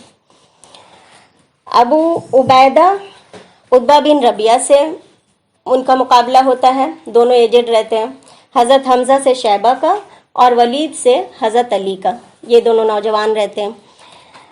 حضرت حمزہ اور حضرت علی جو ہے اپنا شکار تو ایک ہی وار میں ختم کر دیتے ہیں، لیکن عتبہ جو ہے، عتبہ کے مقابلے میں عبیدہ جو ہے تھوڑے ضعیف رہتے ہیں، اس لیے دونوں طرف سے تلواریں لگتی ہیں، وہ بھی زخمی یہ بھی زخمی۔ جب حمزہ اور حضرت علی دیکھتے ہیں کہ اس کو حضرت عبیدہ کو زخمی ہو گئے تو وہ اپنا شکار ختم کر کے آ کے پھر ان کے ساتھ آ کے عتبہ کو ختم کرتے ہیں، اور حضرت ابو عبیدہ کو لے کے چلے جاتے ہیں سیف جگہ۔ تو وہ चौथे दिन फिर उनका इंतकाल होता है। तो उनका तीनों चला गया सरदार, और इनका जो है सिर्फ वो बाद में वो भी अगर जब वो तीन जो चले जाते हैं ना, वो सरदार रहते हैं, इनको बहुत झटका लगता है उससे कि वो तीनों बड़े सरदार थे, और जो जंग के लिए आए थे कुरैश से तमाम सरदार ही आए थे। तो अल्लाह के रसूल कहते हैं कि मक्का ने अपने जिगर गोशा को ला दिया बदर में, यानी तमाम बड़े बड़े सरदार पहुंच गए बदर की जंग में। उसके बाद जो है वहाँ से फिर मुबारजत होती है, वहाँ से फौज आती है दौड़ते हुए, और यहाँ तीर अंदाज जो है मेन टाइम में जब यहाँ करीब आ जाते हैं वो लोग तीर चलाना शुरू करते हैं, और फरिश्तों को भी अल्लाह नाजिल कर देते हैं। क्योंकि उस यहाँ मान लीजिए एक ग्रुप आ रहा, यहाँ पे उसको ख़त्म किया जाता है, लेकिन साथ साथ फिर दूसरा ग्रुप तो आ जाएगा, तो अल्लाह ताला फरिश्तों को नाजिल करते हैं। सहाबा इकराम कहते हैं कि हम अपने दुश्मन को दौड़ा रहे हैं, और आधी रास्ते में पता चल रहा है कि मेरे तीर लगने से पहले वो ढेर होके गिर गया, यानी फरिश्ते ये कर रहे थे। एक सहाबी के का स्टेटमेंट है कि मैं एक दुश्मन को दौड़ा रहा हूँ, और जब उसके करीब पहुँचता हूँ तो देखता हूँ कि उसका नाक और मुंह में पूरा कोड़े की निशान है और वो गिर के पड़ा है। तो अल्लाह के रसूल कहते हैं कि ये फरिश्तों ने किया, लड़ा तो सहाबा ने, लेकिन फाइनल टच जो है वो फरिश्तों ने अंजाम दिया। लिहाजा जब जंग होती है तो इनके जो बड़े बड़े सरदार हैं, जब इनकी मौत होती है इनमें हड़गम मच जाता है। ये अब सोचते हैं कि हम क्या करें, लेकिन अबू जहल जो है वो बीच में, वो तो सरदार रहता है, वो बार बार ये लोग आते हैं और वो बार बार मोटिवेट करता है कि नहीं जाओ, फिर जंग को सब बंदी करता है, फिर भेजता है। ऐसे करते करते तमाम मुसलमान जो है ताज़ा दम रहते हैं और तमाम काफिरों को मतलब खाने भर कर देते हैं। तमाम काफिर जो है आहिस्ते आहिस्ते मरना शुरू हो जाते हैं। सरदार टाइप के लोग 70 सरदार ख़त्म हो जाते हैं। अब अबू जहल जो है वो देखता है कि ये हो रहा है, बस वो बीच में खड़ा है और अपने फौज को दुरुस्त कर रहा है। इतने में अब्दुर्रहमान बिन औफ जो है वो उनका अपना बयान है कि वो कहते हैं कि मेरे पास 2 नौजवान बच्चा आया, 13-14 साल का होगा। एक का नाम था माज, एक का नाम था माउज। तो वो कहता है कि चचा जान आप बताइए अबू जहल कहाँ है। तो वो कहते हैं कि तुम बच्चों को क्या काम अबू जहल से। तो नहीं आप बताइए, हमने सुना है कि अबू जहल हमारे नबी को गालियाँ देते हैं, तो हम उसे मज़ा चखाना चाहते हैं। तो अब्दुर्रहमान कहते हैं कि ये बच्चों का काम नहीं है। लेकिन फिर दूसरा आके कान में यही पूछता है कि अबू जहल कौन है आप बताइए। ये अंसारी बच्चा रहता है दोनों। तो इतने में अब्दुर्रहमान कहते हैं कि अबू जहल था भी बहुत लंबा तिलंगा एकदम, तो अपने ग्रुप में वो खड़ा नज़र आ गया। तो मैंने उन बच्चों को कहा कि देखो बच्चों, तुम जिसे ढूंढ रहे हो वो वही आदमी है जिसकी दाढ़ी सफ़ेद है और बाल सफ़ेद है। वो कहते हैं कि मैं इशारा इस तरह किया, मैंने हाथ लौटाया नहीं, वो बच्चे गायब वहाँ से। और देखता क्या हूँ कि वो झुंड में वो बच्चे घुस गए हैं और एक बच्चा जो है तलवार से अबू जहल के पैर पे वार कर देता है। और तमाम इतनी मतलब इसमें है, वो इतनी प्रोटेक्शन में है, फिर भी ये लोग बीच से निकल के उसके पैर पे वार करता है अबू जहल का। तो अबू जहल का पैर कट के गिर जाता है। उतने में जो है अकरमा, जो बाद में मुसलमान हो जाते हैं, अकरमा जो है वो अबू जहल का बेटा रहता है। वो देख लेता है उसको कि उसके वालिद को उसने मारा है, तो पीछा करके उसका हाथ काट देता है। उस बच्चे का हाथ जो है चमड़े में लटक जाता है। और एक बच्चा जो है दोबारा जाके अबू जहल को वार करता है, तो वो अबू जहल जख्मी हो जाता है, इसको मार देते हैं वो लोग। और ये जो है माज, ये जब उसका हाथ काट देता है, वो कहता है कि वो माज कहता है कि मैं शाम तक उसी कटे हाथ को संभाले मैं लड़ रहा था जंग में, लेकिन जब शाम में मुझे तकलीफ होने लगी इस हाथ की वजह से, मैं लड़ नहीं पा रहा था, तो मैंने उस हाथ को पैर के नीचे रखा और उसको झटक दिया, हाथ काट के फेंक दिया, तब मैं फिर आराम से लड़ने लगा। तो ये जोश है उन बच्चों के अंदर। तो जब खबर पहुंचती अल्लाह के रसूल को, तो अब्दुल्ला बिन मसूद وہ کہتے ہیں کہ ابو جہل آخر ہے کہاں، وہی تو سردار ہے، اتنے بڑے بڑے سردار مر گئے، ابو جہل کا پتہ نہیں ہے۔ تو جب عبداللہ بن مسعود جاتے ہیں تو دیکھتے ہیں ابو جہل زخمی گرا ہوا ہے اور اس کی سانسیں چل رہی ہیں، یعنی مار تو دیا دونوں بچوں نے لیکن سانسیں ابھی بھی چل رہی ہیں۔ تو یہ جا کر عبداللہ بن مسعود جو ہے اس کے سینے پہ چڑھ جاتے ہیں ابو جہل کے۔ اس وقت اس کی اکڑ دیکھیے ابو جہل کی، وہ کہتا ہے کہ ارے چرواہے تم بہت اونچی جگہ چڑھ گئے ہو۔ تو وہ کہتا ہے کہ اب مزہ آیا، اب سمجھ میں آ گیا کہ حق پر کون ہے، مسلمان ہے یا تم۔ تو وہ کہتا ہے کہ تم میرا گردن اڑانے آئے ہو، سمجھ جاتا ہے، کہتا ہے کہ تم میرا گردن اڑانے آئے ہو تو ایک کام کرو، تمہارے تلوار سے میری گردن نہیں کٹے گی، سردار کا تلوار لو اور گردن ذرا نیچے سے کاٹنا تاکہ سب کو پتہ چلے یہ سردار کی گردن ہے۔ مرتے وقت وہ یہ کہہ رہا ہے، یہ اکڑ۔ تو جب وہ گردن لے کے پہنچتا ہے، کاٹ کر پہنچتے ہیں عبداللہ بن مسعود رضی اللہ عنہ اللہ کے رسول کے پاس، تو رسول اللہ جب اس کا چہرہ دیکھتے ہیں تو کہتے ہیں کہ اس کی باڈی کے پاس مجھے لے چلو، اور آپ آتے ہیں تو دیکھتے ہیں اس کو گرا ہوا، تو کہتے ہیں کہ ہر امت کا فرعون ہوتا ہے، میری امت کا فرعون ابو جہل ہے۔ اسی لیے روایت میں آتا ہے نا کہ کفر کرو تو ابو جہل کی طرح آخری دم تک، اور ایمان لاؤ تو ابو بکر کی طرح۔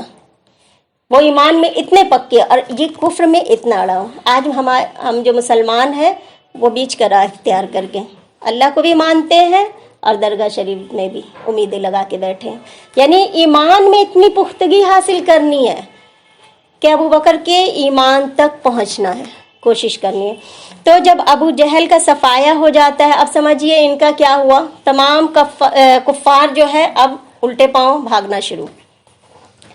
ان میں اللہ کے رسول نے ایک بات کہہ دی تھی کہ بنو ہاشم اگر پکڑا جائے تو اس کو قتل مت کرنا، کیونکہ وہ اپنی مرضی سے نہیں آئے، ان کو جبرن لایا گیا، یعنی اپنے خاندان کے لوگوں کو۔ اس وقت ابو حذیفہ سے ایک جملہ ان کے منہ سے نکل جاتا ہے، ابو حذیفہ سے۔ ابو حذیفہ کہتے ہیں کہ ہمارے باپ بھائی مارے جائیں اور بنو ہاشم عیش کریں تو ہم تو دیکھیں گے بنو ہاشم کو تو اسی وقت قتل کریں گے۔ تو یہ بات رسول اللہ کو تکلیف ہوتی ہے۔ آپ کہتے ہیں کہ کیا رسول کا چچا کو تلوار لگنی چاہیے، یعنی عباس، حضرت عباس تو گرفتار ہوتے ہیں، تو حضرت عمر کہتے ہیں کہ یا رسول اللہ آپ حکم دیجئے تو میں اس منافق کا گلا اڑا دوں۔ ان کی تو وہی ان کا اسٹائل رہتا ہے، تو اللہ کے رسول منع کرتے ہیں۔ تو حضرت حذیفہ جو ہے زندگی بھر اسی تکلیف میں رہتے ہیں کہ کہیں میں منافق تو نہیں ہو گیا، یعنی حضرت عمر نے جو کہا تھا مطلب اب پوری زندگی اپنے اس جملے پہ ان کو افسوس رہتا ہے، اور کہتے ہیں اگر مجھے شہادت نہیں ملی تو میں یہی سمجھوں گا میں منافق ہو گیا۔ تو جنگ یمامہ میں پھر ان کو شہادت ملتی ہے حضرت حذیفہ کو۔ تو اللہ کے رسول کہتے ہیں کہ بنو ہاشم کو قید کر لینا، اور ایک اور دو تین لوگوں کا نام بتاتے ہیں، ابو البختری کو، کہ اس کو بھی اگر تمہارے تلوار کی زد میں ہو تو اس کو مارنا مت، قید کر لینا۔ کچھ لوگوں کو اسی طرح آپ امان دیتے ہیں کہ ان کو قید کر لینا، کیونکہ دیکھیں اب دو طرح کے جنگ میں جو ہے، ایک ہوتے ہیں وار آف پرزنرز، ایک ہوتے ہیں وار آف کرمنل۔ تو وار آف کرمنل جو ہوتے ہیں ان کو تو ساتھ ساتھ قتل کر دینے کا ہے، لیکن پرزنرز جو ہوتے ہیں ان کو فدیہ دے کے چھوڑ دیا جاتا ہے۔ تو ابو البختری ایک دوست کے اپنے کافر دوست کے ساتھ رہتا ہے، تو ایک صحابی کے زد میں آ جاتا ہے، تو وہ کہتے ہیں کہ نہیں میں تم کو مار نہیں سکتا، رسول اللہ نے منع کیا۔ تو وہ کہتا ہے اچھا میرے بارے میں کہا ہے کہ مجھے نہیں مارنے کو؟ تو کہتے ہیں ہاں، تو ٹھیک ہے تم مجھے نہیں مارو گے تو میرے دوست کو بھی چھوڑ دو کیونکہ یہ میرا دوست ہے۔ تو وہ کہتے ہیں نہیں تمہارے بارے میں کہا گیا، تمہارے دوست کے بارے میں نہیں کہا گیا۔ تو وہ کہتے ہیں تب میں اپنے دوست کے بغیر تو زندہ نہیں رہ سکتا، تو جنگ میں میدان میں آؤ جنگ کریں گے، تو لہٰذا وہ مارا جاتا ہے ابو البختری۔ اور جو امیہ بن خلف ہے جو بہت تکلیف دینے میں پیش رہتا ہے، یہ بزدل رہتا ہے، اور اس کا بیٹا رہتا ہے علی۔ یہ دونوں کیا کرتا ہے، مسلمانوں کو آتے دیکھتا ہے، بولتا ہے ہم سرنڈر ہوتے ہیں، ہمیں قید کرو، ہم فدیہ دے کے چھوٹنا چاہتے ہیں۔ تو اتنے میں دیکھتا ہے کہ عبد الرحمن بن عوف، جنگ ختم ہوئی، عبد الرحمن بن عوف جو ہے زرہ اٹھائے لے کے جا رہے ہیں، یعنی کسی دشمن سے ملا ہے زرہ، ان کا مال غنیمت ہے، تو وہ امیہ بن خلف کہتا ہے عبد الرحمن کیا تمہیں 2 دھاری والی اٹھنی نہیں چاہیے؟ یہ کیا تم فالتو چیز لے کے جا رہے ہو؟ تو کہتے ہیں کیسے؟ مجھے یہ کر لو، مجھے قید کرو، میں تم کو اب فدیہ میں 2 دھاری اٹھنی دوں گا۔ تو وہ زرہ وہیں پہ پھینک دیتے ہیں اور اس کو قید کر لیتے ہیں، اور دونوں باپ بیٹا کو لے کے آ رہے ہیں۔ زرہ جو لوہے کا وہ ہوتا ہے پہن کے تلوار نہ لگے۔ تو راستے میں جب وہ امیہ بن خلف آ رہا ہے تو عبد الرحمن بن عوف سے پوچھتا ہے کہ تمہارے درمیان وہ کون شخص ہے جو اپنے سینے پہ شتر مرغ کا پر لگائے ہے؟ تو وہ کہتے ہیں کہ شتر مرغ کا پر تو حضرت حمزہ نے لگایا ہے۔ تو وہ کہتے ہیں کہ وہ ہم پہ بہت بھاری پڑ گیا، یعنی ہمیں جو کوہرام اسی شخص کی وجہ سے مچا، یعنی اتنی بہادری سے انہوں نے لڑا حضرت حمزہ رضی اللہ عنہ نے۔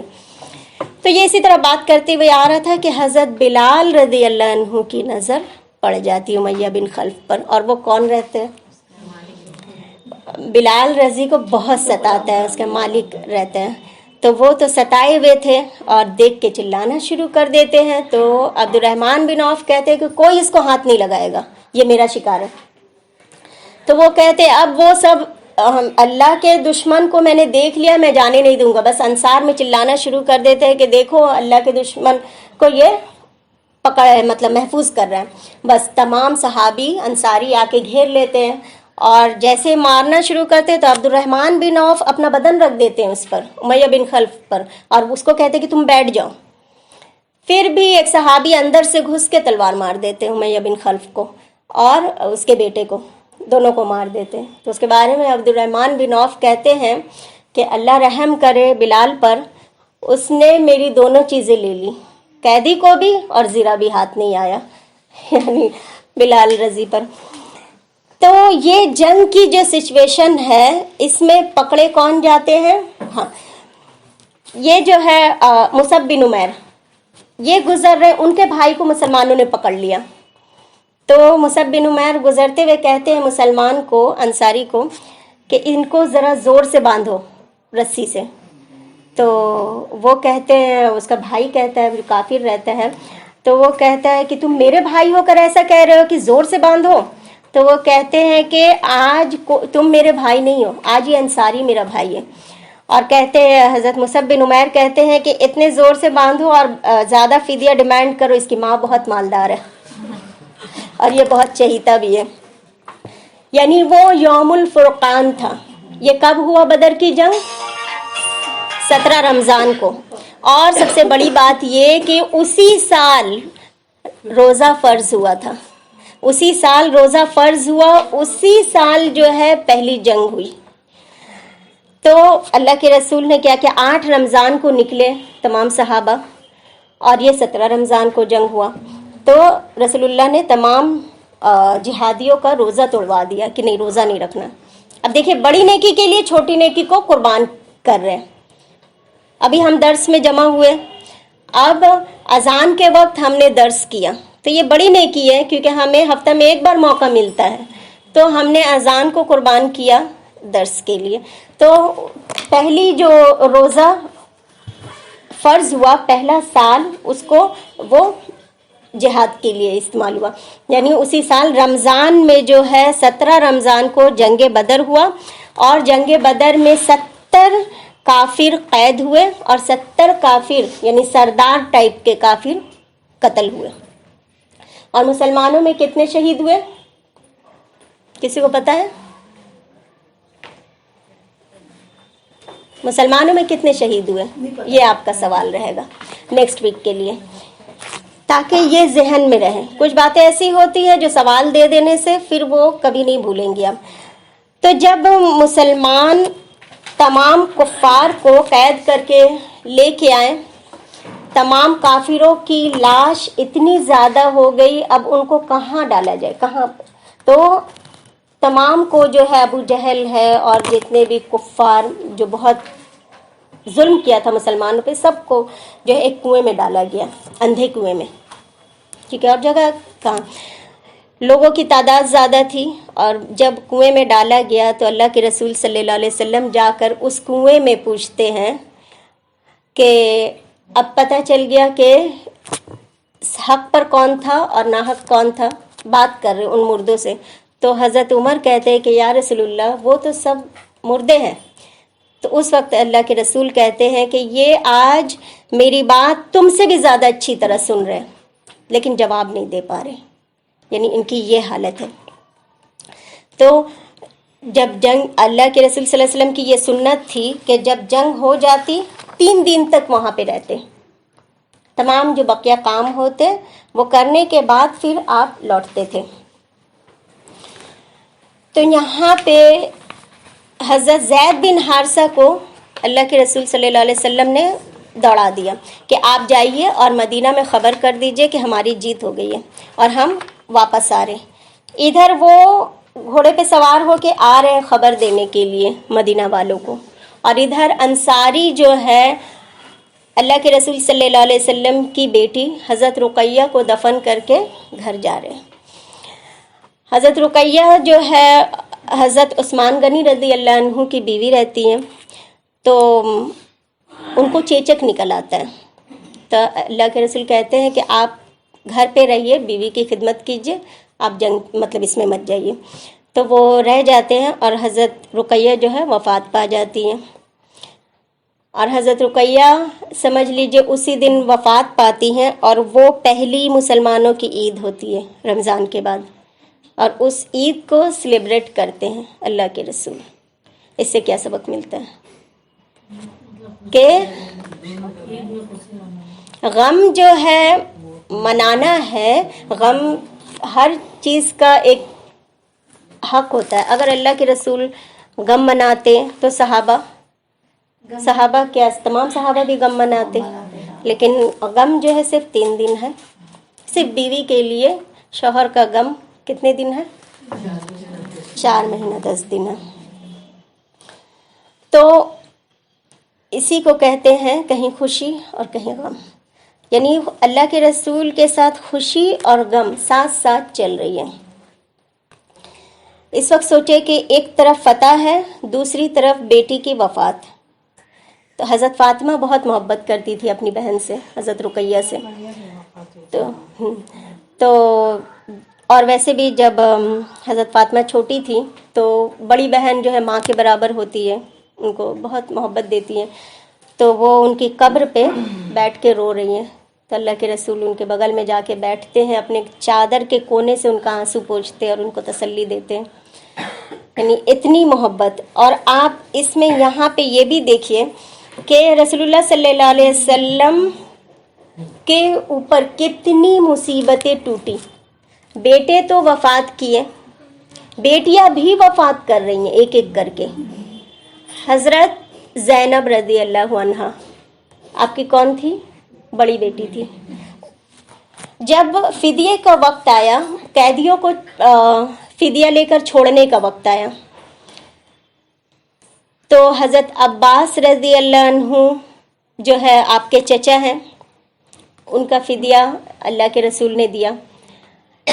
اب ان کا داماد ابو العاص جو کافر تھے اور مشرکین کی طرف سے آئے تھے، وہ بھی قید کر لیے گئے. تو حضرت ابو العاص جو تھے وہ قید ہو کر آئے ہیں، تو ان کا فدیہ کے طور پہ حضرت زینب نے اپنا وہ ہار بھیجا جو کہ حضرت خدیجہ رضی اللہ عنہا نے ان کو شادی کے موقع پہ تحفہ دیا تھا. آپ سوچئے کیا بیتی ہوگی اللہ کے رسول پر جب وہ ہار آپ نے ہاتھ میں لیا. سارا کچھ یاد آ گیا ہوگا. حضرت خدیجہ یہ اتنی وفا شعار بیوی تھی، کیسے بیٹی کے شادی کے وقت تحفہ دیتی ہے، اور وہی ہار وہ بھیجتی ہے شوہر کو چھڑانے کے لیے. تو اس وقت آپ کے آنکھوں سے آنسو جاری ہو جاتا ہے، اور آپ مسلمانوں سے اجازت لیتے ہیں کہ کیا میں یہ ہار اپنی بیٹی زینب کو واپس کر دوں. تو تمام صحابہ کہتے ہیں کہ ہاں آپ واپس کر دیجئے. تو وہ ہار واپس کر دیتے ہیں اور ابو العاص کو چھوڑ دیتے ہیں. لیکن اب وہ ہوتا ہے نا کہ سویپ کیا جاتا ہے، یعنی کہ ایک کو چھوڑا جاتا ہے دوسرے کے بدلے میں ایکسچینج کیا جاتا ہے. تو اللہ کے رسول کہتے ہیں کہ آپ جا رہے ہیں اور زینب کو واپس بھیجیے جانے کے بعد. تو یہ جب چلے جاتے ہیں ابو العاص، جانے کے بعد حضرت زینب رضی اللہ عنہا کو واپس بھیج دیتے ہیں اونٹنی پہ. اور جب وہ اونٹنی پہ آ رہی تھی راستے میں مشرکین کو پتہ چل جاتا، اب یہ تو بالکل بفرے ہوئے تھے کہ جنگ میں جو ہارے ہیں، تو غصہ میں تو خوب حضرت زینب کو جا کے خوب لکڑیوں سے مارتے ہیں، زود کوب کرتے ہیں خوب زیادہ. اب وہ اونٹنی سے گر جاتی ہیں، لیکن پھر بھی اللہ کا کرم ہوتا ہے کہ وہ مدینہ پہنچ جاتی ہیں. روایت میں آتا ہے کہ ان کو اتنی چوٹ لگتی ہے کہ اس کے بس کئی مہینے بعد وہ وفات پا جاتی ہیں. تو پھر اس کے حضرت زینب کے 1 سال بعد، حضرت زینب کے پہنچنے کے بعد حضرت ابو العاص جو ہے وہ تو وہیں رہتے مکہ میں، وہ بھی ایمان لے آتے ہیں. جب وہ مسلمان ہو جاتے ہیں، جب وہ مدینہ آتے ہیں، پھر اللہ کے رسول نیا نکاح کراتے ہیں ان کا، کیونکہ وہ تو مشرک تھے. اب وہ دونوں مسلمان ہوئے ہیں تو پھر سے واپس سے نکاح ہوتا ہے ان کا، اور اس کے 6 مہینے بعد حضرت زینب کا بھی انتقال ہو جاتا ہے. حضرت زینب کی ایک بیٹی رہتی ہے ابو امامہ، اور ایک بیٹا عبداللہ. ابو امامہ جو رہتی ہیں، امامہ ہی نام ہے نا حضرت زینب کی بیٹی کا؟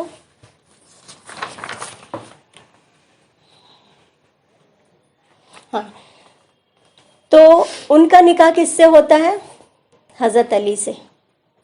آپ سوچئے کہ ہمارے معاشرے میں یہ سب ہے کہ اتنی عمروں کا فرق، لیکن وہاں کوئی میٹر نہیں ہے. یہ سب یہ ہم نے اتنی ساری چیزیں یہ کر لی ہے.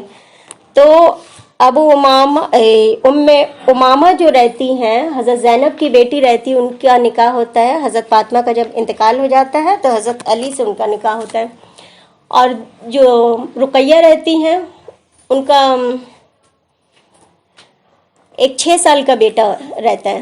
اس کو ایک مرغ نے آنکھ میں مار دیا تھا، تو ان کا جو آنکھ پورا سوج گیا تھا، جس کی وجہ سے 6 دنوں بعد پھر وہ اس کا بھی انتقال ہو جاتا ہے، 6 سال کے بچے کا. تو وہ نواسہ جو اللہ کے رسول کا ہوتا ہے، یعنی آپ سمجھ لیجئے بیٹے وفات کیے، بیوی وفات کرتی ہے، چچا وفات کر جاتے ہیں، اب بیٹیاں ایک کے بعد ایک انتقال ہو رہی ہے. بیٹی تو بیٹی، اب نواسہ بھی انتقال ہو رہا، تو کیا بیتی ہوگی آپ پر. پھر بھی پازیٹیو، آپ پازیٹیو رہیں. کبھی جو ہے، تبھی جو صحابہ ملتے ہیں، صحابہ کے اندر اتنی پازیٹیوٹی رہتی ہے کہ کبھی ہمت نہیں ہارنا. اور اپنے نواسے کو قبر میں آپ خود اتارتے ہیں، اپنی بیٹی کو قبر میں خود اتارتے ہیں اللہ کے رسول صلی اللہ علیہ وسلم. یعنی دیکھیں کہ ایک کے بعد ایک جو ہے یہ ہو رہی ہے. حضرت فاطمہ رضی اللہ عنہ اس وقت جو ہے 15 سال کی رہتی ہیں. تو ان کو پیغام کون بھیجتے ہیں؟ حضرت ابو بکر رضی اللہ عنہ شادی کے لیے. تو رسول اللہ صلی اللہ علیہ وسلم خاموش رہتے ہیں. پھر حضرت عمر اپنا پیغام بھیجتے اپنے لیے حضرت فاطمہ کا، تو بھی رسول اللہ صلی اللہ علیہ وسلم خاموش ہی رہتے ہیں. اور یہاں اللہ کے رسول صلی اللہ علیہ وسلم کیا کرتے ہیں، جب حضرت رقیہ وفات پا جاتی ہیں تو ان کی تیسری بیٹی رہتی ام کلثوم. تو اللہ تعالیٰ وہی کرتے ہیں کہ کلثوم کی شادی حضرت عثمان سے کر دینے کے لیے. تو یہ وہی ملتی ہے رسول اللہ کو.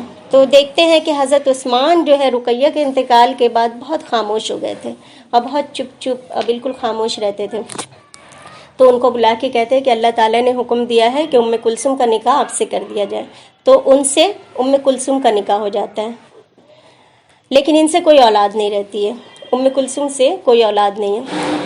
یہ چوتھی بیٹی ہے حضرت فاطمہ، جن کے لیے پیغام آ رہا ہے اتنے بڑے بڑے صحابی کا، لیکن رسول اللہ صلی اللہ علیہ وسلم خاموش ہے. اور بھی بہت بڑے بڑے صحابی ہیں، سبھی اپنا پیغام بھیجتے ہیں، لیکن آپ کوئی جواب نہیں دیتے ہیں. تو حضرت ابو بکر اور حضرت عمر دونوں مل کے سعد بن وقاص کے پاس جاتے ہیں، اور جا کر کہتے ہیں کہ ہم نے تو پیغام دیا اللہ کے رسول کو، مگر کیا بات ہے کہ آپ جواب نہیں دے رہے. تو ہم سب نے پیغام بھیج دیا، صرف علی نہیں بھیج رہا ہے. تو ایسا لگتا ہے کہ علی کو اپنے غربت کی وجہ سے ڈر ہے کہ پتہ نہیں قبول کریں گے یا نہیں. تو یہ بولتے ہیں کہ چلیے ہم لوگ علی سے جا کے ملتے ہیں. تو حضرت علی جو ہے بکریوں کو چرا رہے ہوتے ہیں، تو ان سے جا کے کہتے ہیں کہ علی تم کیوں نہیں پیغام بھیجتے فاطمہ کے لیے؟ تو وہ کہتے ہیں کہ میرے پاس تو کچھ ہے ہی نہیں. تو وہ کہتے ہیں کہ نہیں تم چلو. تو لے کے ان کو جاتے ہیں. جب رسول اللہ صلی اللہ علیہ وسلم کو حضرت علی کا پیغام آتا ہے تب وہ حضرت فاطمہ کو بلاتے ہیں اور کہتے ہیں کہ تمہاری کیا رائے ہے علی کے بارے میں. تو حضرت فاطمہ جو رہتی وہ خاموش رہتی ہے، تو کیونکہ شرم کے مارے تو اس کو رضامندی سے تعبیر کرتے ہیں کہ کماری لڑکی ہے جو اگر خاموش رہتی ہے تو وہ ہاں میں ہے جواب. اس سے یہ ہمیں سمجھ میں آتا ہے کہ آپ دیکھیے اللہ کے رسول نے اس کام کے لیے حضرت سودا کو نہیں کہا کہ آپ جا کے پوچھئے، یعنی یہ کام اتنا امپورٹنٹ ہے، بیٹی سے خود ہی آپ نے پوچھا کہ تم بتاؤ تمہاری کیا رائے. ہمارے یہاں کوئی باپ نہیں پوچھتا، یہ شرم کی بات ہوتی ہے، جبکہ اللہ کے رسول پریکٹیکل کر کے دکھا رہے کہ پوچھنا ہے بیٹی سے.